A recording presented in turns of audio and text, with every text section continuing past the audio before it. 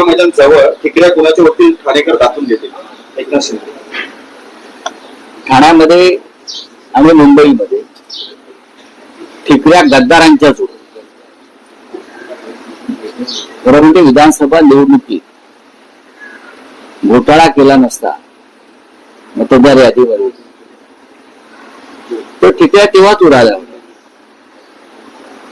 महाराष्ट्राच्या जनतेने तुम्हाला निवडून आणलेलंच नाहीये, एक लक्षात घ्या. मी वारंवार सांगतो, कारण इतक्या जागा जिंकूनही महाराष्ट्रामध्ये कुठे जल्लोष झाला नाही. निवडणूक यंत्रणेला हाताशी धरून मतदार यादीत घोटाळे करून पैशांचा प्रचंड वापर करून यंत्रणा विकत घेऊन आपण जिंकलेला आहे. पण हे महानगरपालिका निवडणुकीत चालणार नाही. निवडणूक आयोगावरती विरोधी पक्षानं, सर्व पक्षीय शिष्टमंडळानं हा पहिला हल्ला केला. सर्व पक्ष शिष्टमंडळाने भेटून निवडणूक आयोग आणि सत्ताधाऱ्यांमधले जे सॅटेलाइट आहे ते उघड केले. आता एक पाऊल पुढे जाईल. सर्व प्रमुख नेते जे आहेत,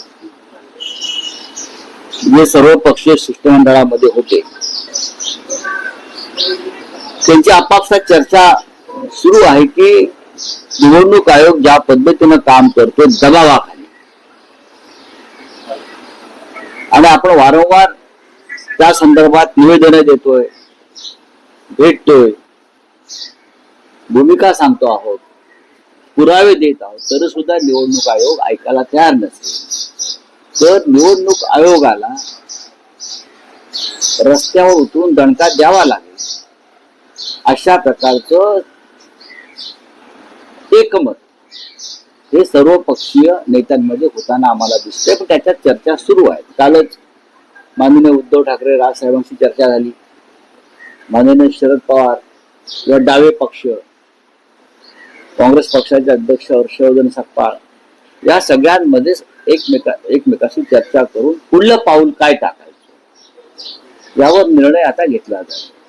निवडणूक आयोगाला सोडणार नाही आणि घोटाळे करणाऱ्यांना सुद्धा क्षमा केली जाणार नाही.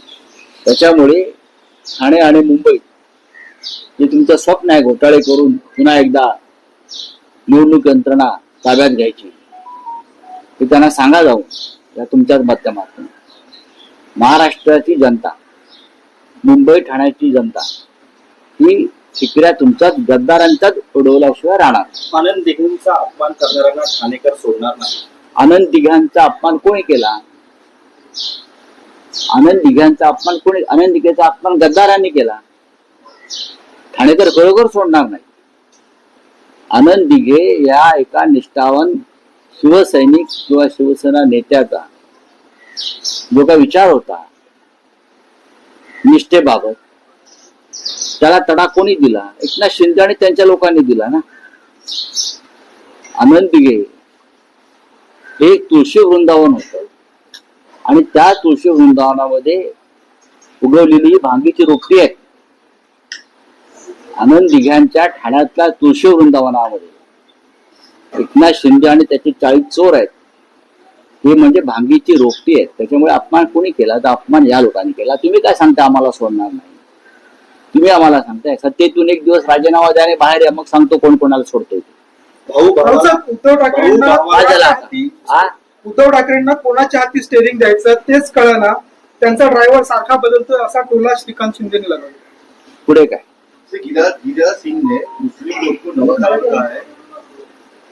जो गिरिराज सिंह ने अगर किसी को नमक हराम कहा है, उसका मतलब कोई नमक हराम नहीं होता है ना. बात ऐसे है, उसने नमक हराम क्यों कहा कि गिरिराज सिंह जी कहते हैं, जो केंद्रीय मंत्री है, कि केंद्र के सभी योजनाओं का लाभ मुसलमान उठाते, करेक्ट, और हमको वोट नहीं देते. ये सरासर गलत है. बहुत से ऐसी जगह है जहां मुसलमानों ने 2014 में मोदी को भर भर के वोट दिया है. यूपी में दिया है, बिहार में दिया है.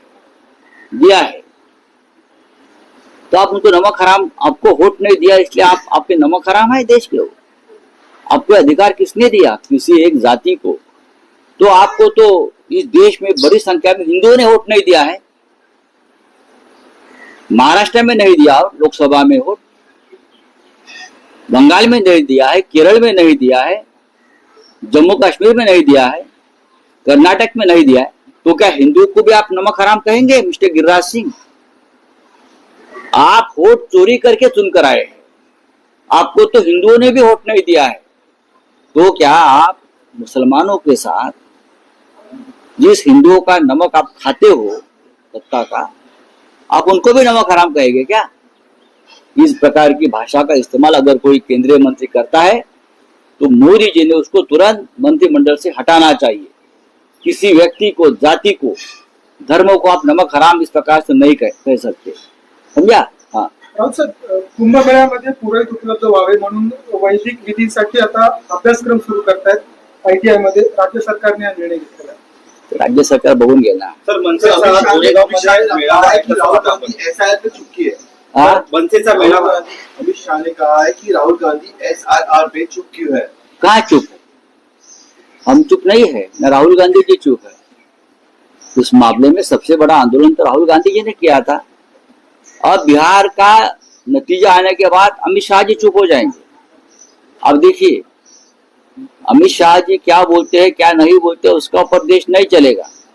आप सिर्फ देश के गृह मंत्री है, आपके पास सत्ता है, आपके पास पुलिस CBI ED है, इसलिए आपकी बात सुनी जाती है। चलिए थँक्यू। महाराष्ट्रामध्ये मोठ्या प्रमाणात फटाक्याची आतिषबाजी होते. तिकडच्या रहिवाशांनी मागणी केली आहे की उच्च न्यायालयाचं उल्लंघन करताय, कठोरात कठोर कारवाई करा अशी मागणी केली आहे तिकडच्या रहिवाशांनी. करू द्या ना मागणी. मला असं वाटत नाही रहिवाशांनी अशी कोणी मागणी केली असेल.